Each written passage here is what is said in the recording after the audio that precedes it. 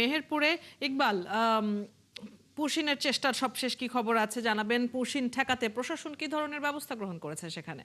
দেখি, আমি রয়েছি মেহেরপুর সদর উপজেলার বুড়িকুলতা সীমান্তে। আপনি জানেন গতকাল শুক্রবার ভোরে ভোরে এই খালপাড়া সীমান্ত দিয়ে ৪ জনকে ভারতীয় সীমান্ত রক্ষী বাহিনী বিএসএফ ফেলে দেয়। ফেলে দেওয়ার পরে তারা কিন্তু গ্রামে ঢুকে এবং গ্রামের মানুষ তাদেরকে অস্বাভাবিক মনে হলে তাদের কথাবার্তা এবং চলাফেরায় তারা কিন্তু বিজিবিকে খবর দেয়। বিজেপি খবর পেয়ে তাদেরকে নিয়ন্ত্রণে নেয় এবং তাদের পরিচয়পত্র এবং আনুষঙ্গিক বিষয় জিজ্ঞেসের পরে কিন্তু তাদের কোনো সঠিকতা না পেয়ে কিন্তু তাদেরকে আবার ভারতীয় তারকাটার কাছে তাদেরকে ঠেলে দেয়। তারকাটার কাছে ঠেলে দেওয়ার পরেই তারা কোথায় কিভাবে রয়েছে কোনো সন্ধান কিন্তু গ্রামবাসী বা বিজেপি দিতে পারছে না। তবে বিজেপি ধারণা করছেন যে তাদেরকে বিএসএফ আবার ফিরিয়ে নিয়েছে। আমি এ বিষয়ে গ্রামবাসীর সাথে কথা বলেছি। গ্রামবাসী যে বিষয়টি বলছে যে তাদের বক্তব্য হলো যে কোনো অবৈধ অনুপ্রবেশ বা পুশিং যেন না হয় সেজন্য তারা দিন রাত ২৪ ঘন্টা বিজেপির সাথে কিন্তু তারা পাহারা দিচ্ছেন।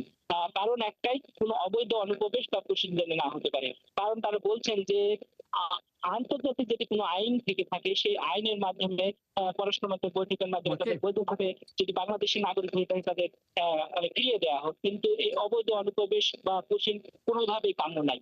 আমি বিজেপির সাথে কথা বলছি। বিজেপি যে বিষয়টি বলছে যে গত দিনে মেহেরপুর গাংনী উপজেলাতে তেঁতুলবাড়ি সীমান্তে ৬ জন পুশিনের ঘটনা ঘটে। সেই থেকে কিন্তু মেহেরপুর ১০০ কিলোমিটার সীমান্ত রয়েছে। এই সীমান্তে বিজেপির টহল বাড়ানো হয়েছে, বিজেপির সংখ্যা বাড়ানো হয়েছে, পাশাপাশি গ্রামগঞ্জে মানুষকে সচেতন করা হয়েছে, মাথা বুক মাইকিং করে কিন্তু তাদেরকে সচেতন করা হয়েছে। কোনো অস্বাভাবিক মানুষ বা অচেনা মানুষ যদি দেশের ভিতরে অভ্যন্তরে প্রবেশ করে তাহলে কিন্তু তাদেরকে বলতে হয় এবং তাৎক্ষণিক যেন ব্যবস্থা না হয়।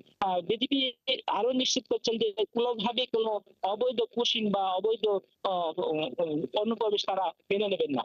অদিতি।